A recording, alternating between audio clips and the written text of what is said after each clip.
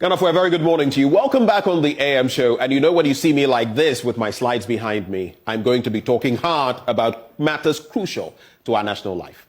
It's time for my blunt thoughts, which I share with you this morning. And I've titled it, "The Country with No Leaders and No Planning. Ghana Stripped Stark Naked." The country with no leaders and no planning. Ghana stripped stark naked.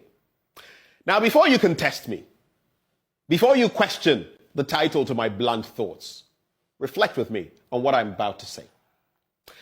I cast my mind back to the 1990s and the demonstrations that took place on the back of some taxes that many of us deemed unbearable. I lived through those times, so I know. And we had the Kumi Preko, Siemi Preko, Viemi Preko demonstrations.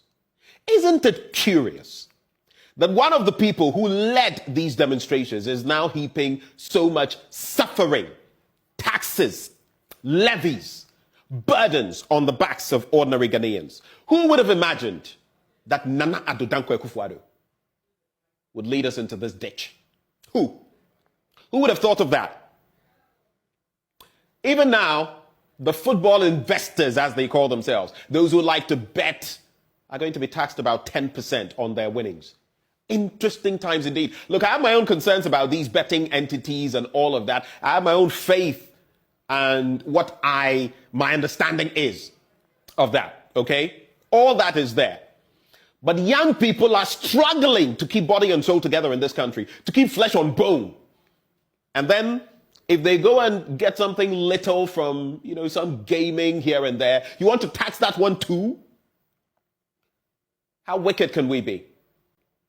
I've just been contemplating this because I see a lot of young people. I was just sharing the other day that I see a lot of young people now walking around mumbling to themselves, saying things that no one understands. They're just talking to themselves.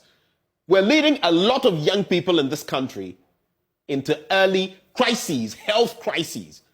Especially for us men, the burden is high on us. And for some way, somehow, we must provide. But how do we do that in this economic time?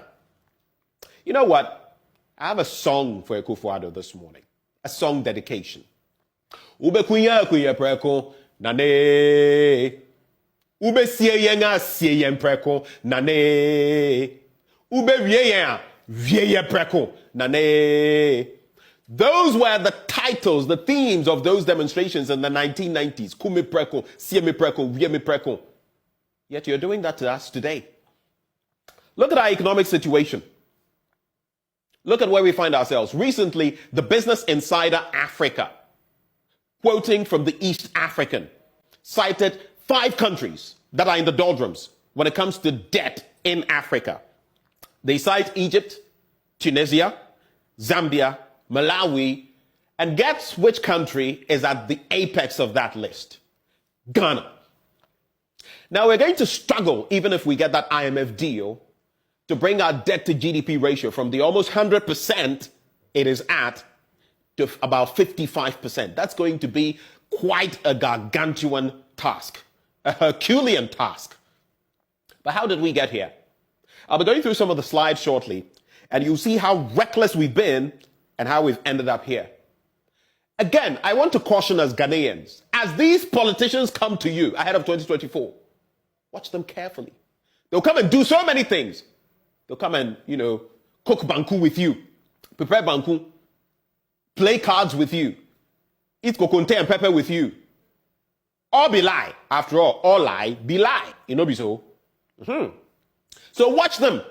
Because when they come promising, you must dig further below the surface and find out what really they have on offer. Because like we say, kasa yemframa, talk is mere air. Until you see them deliver. What didn't we see? We'll move from taxation to production. We've moved even deeper, far deeper into taxation. That is where we find ourselves. And it is indeed pathetic as a country. I'll be addressing the West, the likes of America, Germany, the United Kingdom, among others, France and the rest, and part of their hypocrisy shortly. But let me get here. Just take a look at Ghana's $3 billion bailout package from the IMF and what our hopes are. Now, if you look at the steps the boxes we had to tick. The letter of intent was done. IMF staff assessment was done. You remember they came into the country, Stéphane Roudet.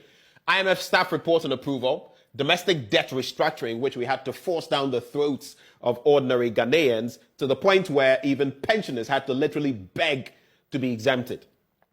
But then when it comes to external debt restructuring, that is ongoing, and that is quite a hurdle. And I'll be showing you why exactly, looking at the different sums involved. But what we need now, what has not been approved, what has not seen the light of day, the executive board approval, disbursements, that is the first tranche, and that is crucial, reviews and subsequent disbursements. Now let's go to the second slide. If we go to the next slide, you will see, look at that journey. Imagine Ghana is a car. And look at the loans we've contracted. Now, if you look at China alone, that's what we owe them, 1.7 billion, up to about 1.9 billion, 1.7 billion. The Paris Club, 1.9 billion. Others put together, 3.2 billion. The multilateral loans, we've contracted about 8 billion. And the Eurobond, where we've been shut out of, we can't even go into that market to borrow, 13 billion. And look at what we're looking for. Sum all of these, 13 plus 8, 21 plus 3.2, 24.2 plus... So 25.2, 25.9, 26.1, that will give you 27.1, and this would give you just about 28.45. I just did that very quickly. It wasn't planned. And look at how much we're expecting from the IMF. It's a drop in the bucket. It tells you that while we may use this to stabilize our system briefly, there is much more we should be looking at. If you look at what is in the pool of our external debt, and what we're going to get, and this 3 billion will not even come in like one tranche, bam, they give you 3 billion. That's not how it works. It could come in 500 million tranches. It could come in 1 billion like we've seen in other countries. And so before we get excited, let's think through our real core problems. Next slide. Now, it's also worthy of note, Ghana's project loans from China, because we've been borrowing thinking there's no tomorrow. Tomorrow has caught up with us. The year, if you look at 2019 and 2013, these years, and you look at the amounts we've been contracting.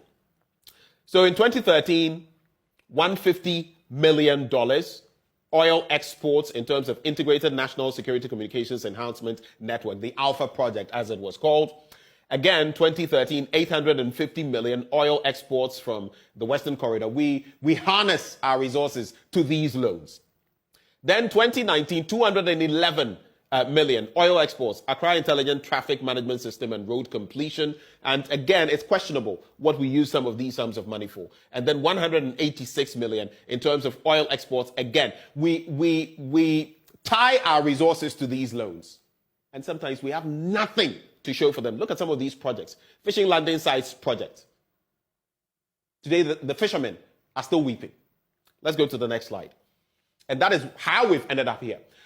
Ghana youth, Samati, I'm not the only person who is always saying, say, we don't have leaders. They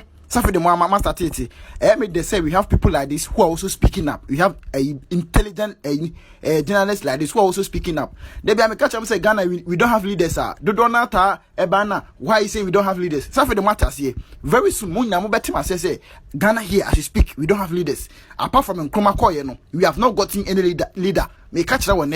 Apart from Nkrumah, we have not gotten anybody like a leader. So today share video we like video na share video we me the part 2 no do kan ba bro na fi the what you was so e serious on my way pa on my wo bibia wo biase o chale